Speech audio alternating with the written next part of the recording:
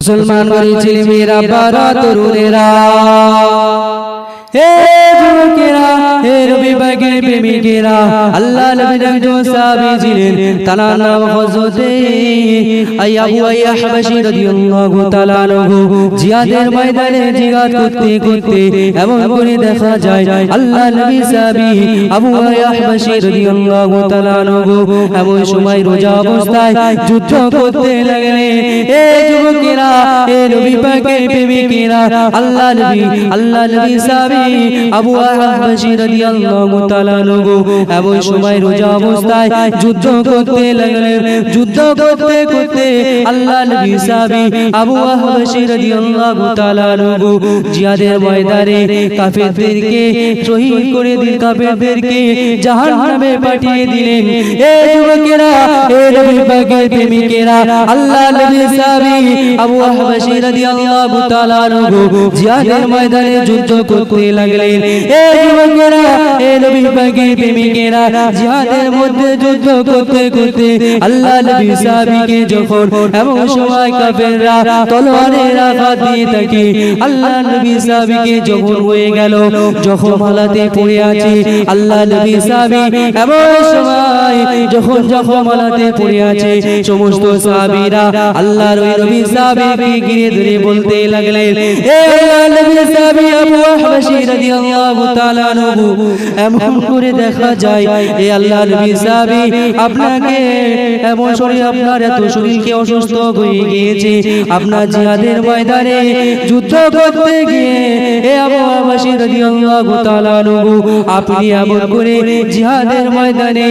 আপনার কত স্তর হয়ে গিয়েছে, আপনার রোজা রাখতে হবে না, শরীয়ত তোমার উপরে রোজাকে না রাখাকে জায়েজ করে দিয়েছে। হে আবু আইয়া হাবশী রাদিয়াল্লাহু তাআলা আনহু আপনি রোজা পানিটা খেয়ে নিন। এই পানির বালতি নিয়ে যখন একজন সাহাবী আবু আইয়া হাবশী রাদিয়াল্লাহু তাআলা আনহুর কাছে গেলেন, হে আল্লাহর নবী সাহাবী আপনার উপরে আল্লাহ পাক রব্বুল আলামিন আপনার উপরে আপনার যে অবস্থা হয়ে আছে, আপনার উপরে রোজা রাখাটা শরীয়ত না রাখাটা শরীয়ত জায়েজ করে দিয়েছে, আপনি এই পানিটা পান করে নিন, আপনি এই পানিটা খেয়ে নিন, খেয়ে নিয়ে আপনি একটু সুস্থ হয়ে যাবেন। ওই সময় কি বলেছিলেন জানো? হে যুবকেরা, হে নবী পাকের প্রেমিকেরা, আল্লাহ নবী সাহাবী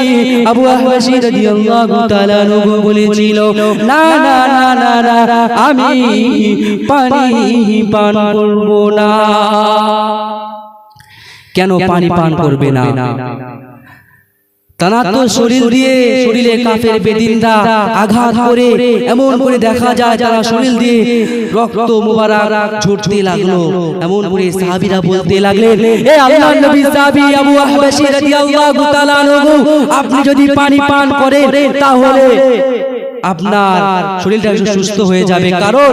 শরীয়ত জায়েজ রোজা না রাখলে এমন একটা জায়েজ আছে, যখন কোনো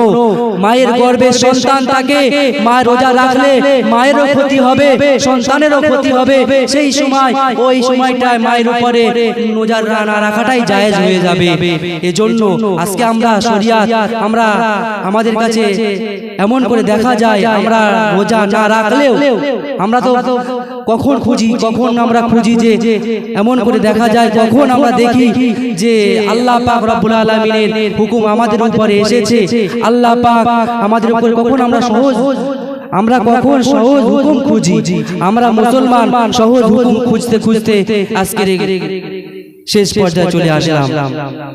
তো আল্লাহর নবী সাহাবী আবু আইয়া হাবশী রাদিয়াল্লাহু তাআলা আনহু এমন করে দেখা যায় তিনি জিহাদের ময়দানে যুদ্ধ করতে করতে কেমন আল্লাহকে ভালোবেসেছিল, কেমন নবীকে প্রেম করেছিল। আল্লাহর নবী সাহাবী আবু আইয়া হাবশী রাদিয়াল্লাহু তাআলা আনহু আবু সাহাবীকে যখন বলা হলো পানি পান করো, কিন্তু আল্লাহর নবী সাহাবী বলতে লাগলো, না না না, আমি পান করব না। তাহলে কেমন ঈমান ছিল তাদের? মুসলমান বাড়ি ছেলে মেয়েরা, বারা তরুণেরা, এ যুবকেরা হে নবী পাকের প্রেমিকেরা আল্লাহ নবী সাহাবীকে যখন পানি পান করার কথা বলা হলো আল্লাহ নবী সাহাবী সেই সময় বলেছিল না না না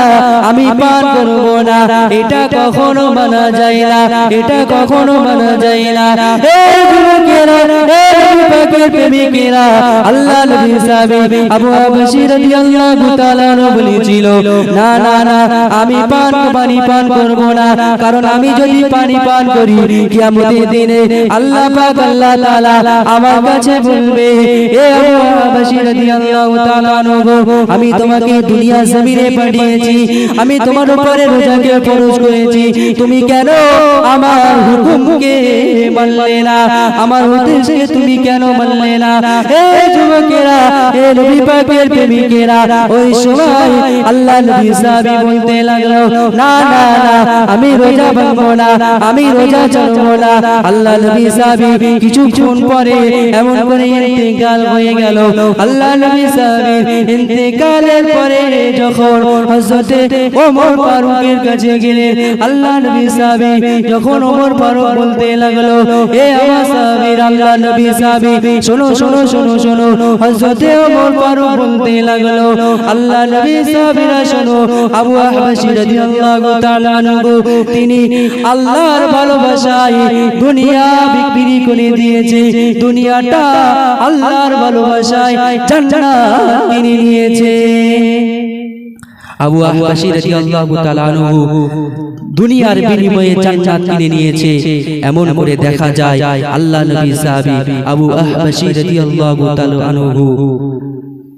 ইন্তেকাল হয়ে গেলেন রোজা অবস্থায় গা দিয়ে রক্ত ঝরে যাচ্ছে তার বলা হলো রোজা আপনি রোজা ভেঙে দিন রোজা ভাঙলেন না কিন্তু আমরা মুসলমান আমাদের আজকে কিছু হলে রোজাকে অজুহাত দিয়ে ভেঙে দেই এটা করলে চলবে না এই রমজান মাসে কতটা ফজিলত দিয়েছেন আমার নবী হাদিসের মধ্যে জানাতে লাগলেন এ আমার সাহাবীরা শোনো শোনো এই রমজান মাসে আমার আল্লাহ পাক রব্বুল আলামিন বান্দা বান্দীদেরকে কত নিয়ামত কত পাঁচটি আমার আল্লাহ পাক রব্বুল আলামিন বান্দা বান্দীদেরকে পাঁচটি জিনিস আমার আল্লাহ পাক রব্বুল আলামিন বান্দা বান্দীদেরকে পাঁচটি উপহার দিয়ে থাকেন এই রমজান মাসে তাহলে আমাদেরকে এই রমজান মাসে আল্লাহ পাককে বেশি বেশি খুশি করতে হবে এবং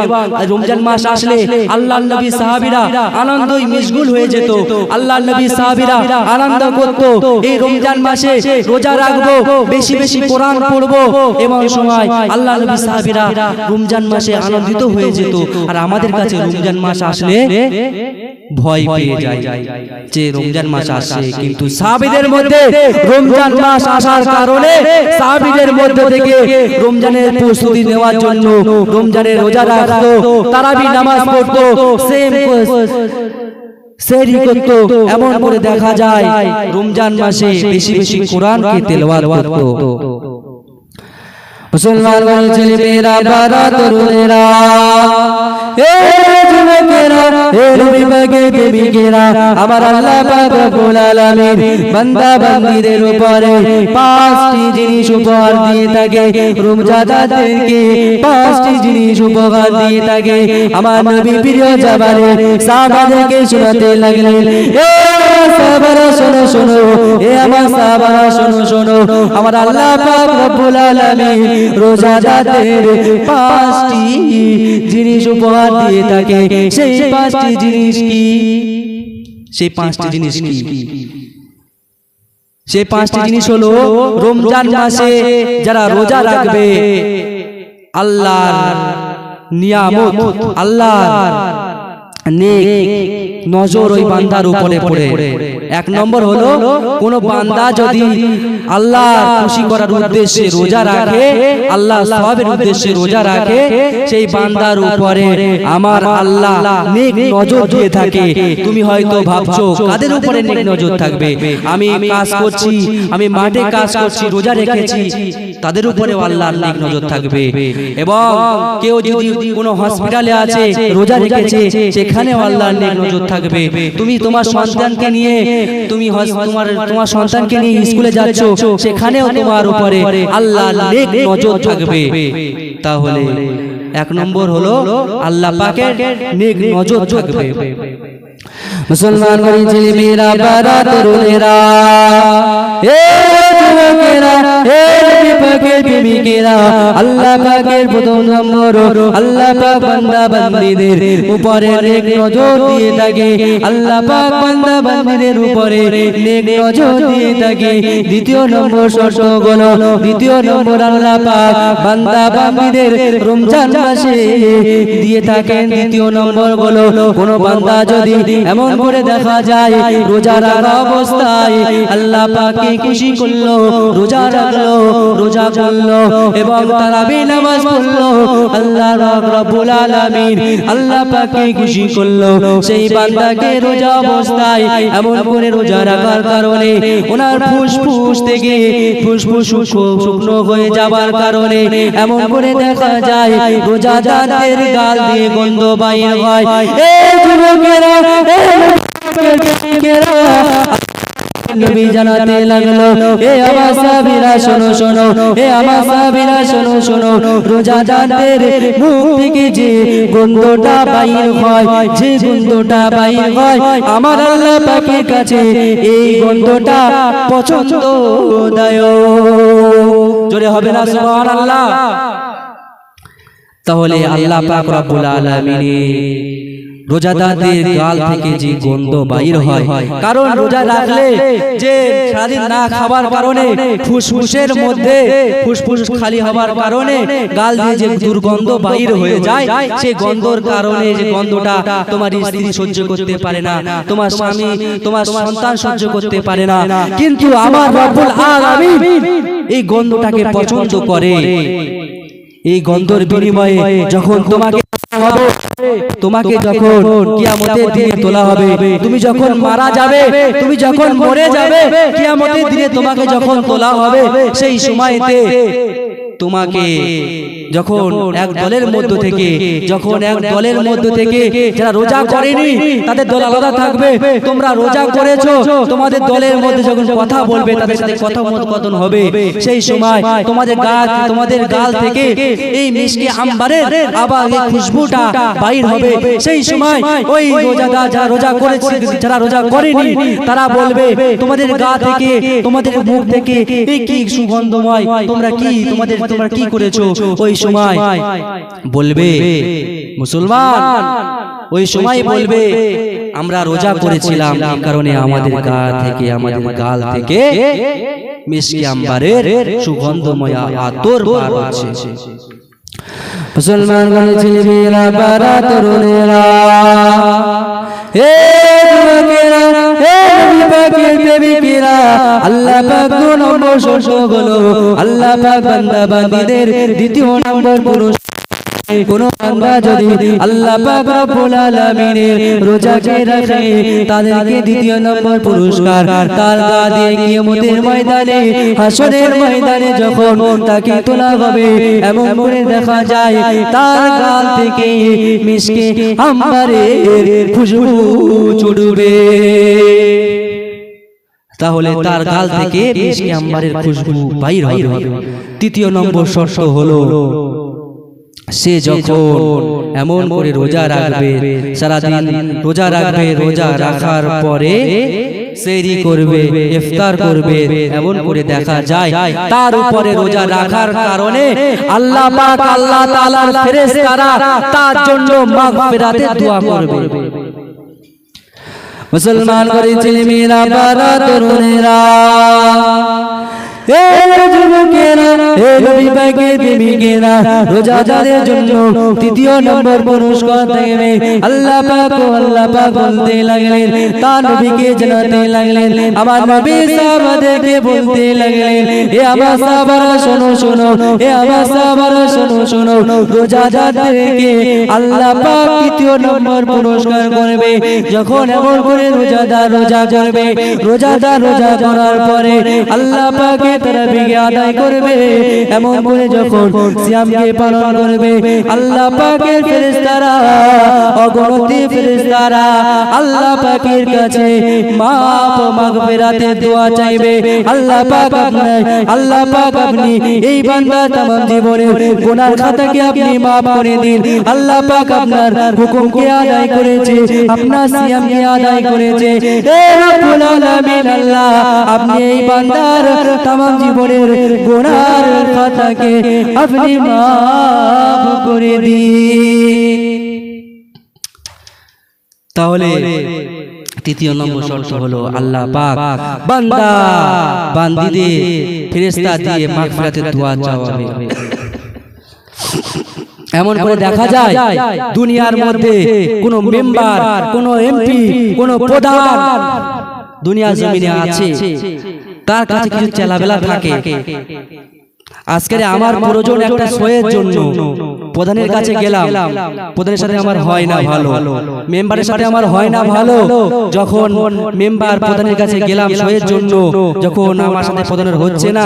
তখন প্রধানের পাশে থাকা, প্রধানের সর্বসময় পাশে থাকে একটা আমার বন্ধু আছে, সে বন্ধুকে বললাম হে আমার বন্ধু আমার একটা সই লাগবে। তখন ওই বন্ধুটা যখন প্রধানের কাছে বলবে এ আমার প্রধান শোনো,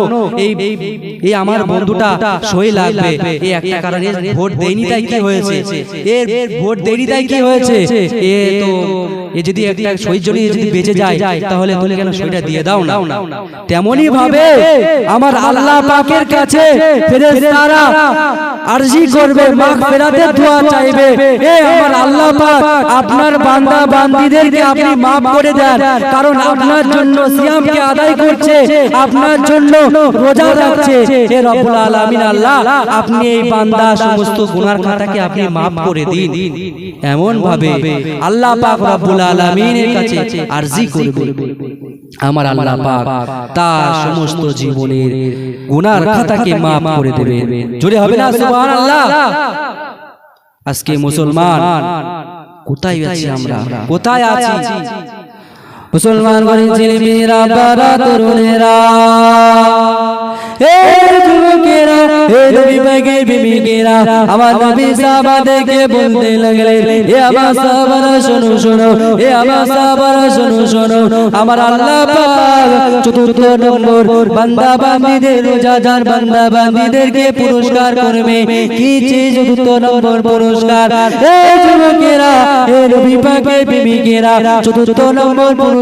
হলো যখন এমন করে দেখো কিয়ামতের দিনে হাসরের ময়দানে এমন করে যখন কোনো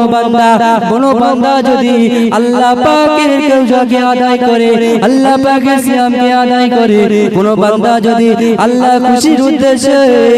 রোজাটাকে আদায় করে, আমার আল্লাহ পাক তার জন্য